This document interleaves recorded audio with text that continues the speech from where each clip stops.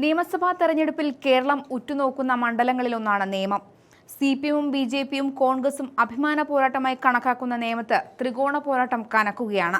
ചരിത്രത്തിലാദ്യമായി ബിജെപി പ്രതിനിധി കേരള നിയമസഭയിലേക്ക് എത്തിയ മണ്ഡലമാണ് നേമം. തദ്ദേശ തെരഞ്ഞെടുപ്പിൽ തിരുവനന്തപുരം കോർപ്പറേഷൻ ഭരണം പിടിക്കാനായതിന്റെ ആത്മവിശ്വാസം ബിജെപിക്കുണ്ടെന്ന് പറയാതെ വയ്യ. എന്നാൽ ഈ ത്രികോണ പോരാട്ടത്തിൽ നേമത്ത് ദുരൂഹപ്പെട്ടി കണ്ടെത്തിയെന്ന നേമത്തെ LDF സ്ഥാനാർത്ഥി വി ശിവൻകുട്ടി പറഞ്ഞിരുന്നു. റെയിൽവേ പാഴ്സൽ വഴി 4 പെട്ടികൾ മണ്ഡലത്തിലേക്ക് എത്തിച്ചു എന്നാണ് വി ശിവൻകുട്ടിയുടെ ആരോപണം.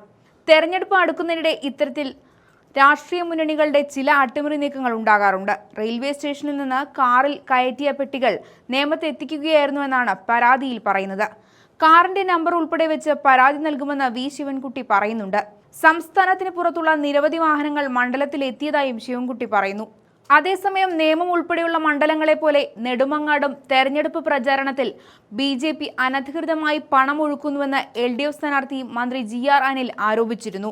ഒരു രാഷ്ട്രീയ പാർട്ടിക്ക് എവിടെ നിന്നാണ് ഇത്രയും പണം എത്തുന്നതെന്ന് തെരഞ്ഞെടുപ്പ് കമ്മീഷൻ എന്തുകൊണ്ട് പരിശോധിക്കുന്നില്ല എന്നാണ് GR അനിൽ ചോദിക്കുന്നത്. തെരഞ്ഞെടുപ്പ് കമ്മീഷൻ ബിജെപിക്കൊപ്പം നിൽക്കുകയാണെന്നും മന്ത്രി GR അനിൽ വിമർശിക്കുന്നുണ്ട്.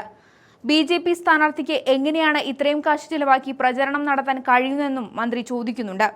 കേന്ദ്ര ഗവൺമെന്റിന്റെ സ്വാധീനമിറക്കി വോട്ട് നേടാനുള്ള പരിശ്രമമാണ് ബിജെപി നടത്തുന്നതെന്നാണ് GR അനിൽ പറയുന്നത്. സംഭവത്തിൽ പരാതി നൽകാനാണ് LDF തീരുമാനം. LDF പാർട്ടി ഉയർത്തിക്കൊണ്ടുവരുന്ന ആരോപണമാണെങ്കിലും തെരഞ്ഞെടുപ്പ് വേളയിൽ ഇത് ഗൗരവമുള്ള വിഷയം തന്നെയാണ്. 2016 O രാജഗോപാൽ വിജയിച്ച നേമത്ത് ഇത്തവണ സംസ്ഥാന അധ്യക്ഷൻ രാജീവ് ചന്ദ്രശേഖർ തന്നെയാണ് സ്ഥാനാർത്ഥി. ഇത്തവണ പണമൊഴുക്കി വിജയിക്കാമെന്ന ബിജെപിയുടെ കരുതലുണ്ടെങ്കിലും ഇത് നടപ്പില്ലെന്ന ഈ ആരോപണം തെളിയിക്കുന്നുണ്ട്. 1982 നിയമസഭാ തെരഞ്ഞെടുപ്പിൽ കോൺഗ്രസ് ഐയുടെ K കരുണാകരൻ നേമം നിയമസഭാ മണ്ഡലത്തോടൊപ്പം മാള നിയമസഭാ മണ്ഡലത്തിലും മത്സരിച്ച് ജയിച്ചിരുന്നു. മാള മണ്ഡലം നിലനിർത്തിയ K കരുണാകരൻ നേമം മണ്ഡലത്തിൽ നിന്ന് രാജിവെക്കുകയായിരുന്നു. വിജയം ഉറപ്പിക്കുമെന്ന് BJP പ്രഖ്യാപിച്ച നേമത്താണ് തെരഞ്ഞെടുപ്പ് അട്ടിമറി ആരോപണം ഉണ്ടായിരിക്കുന്നത്.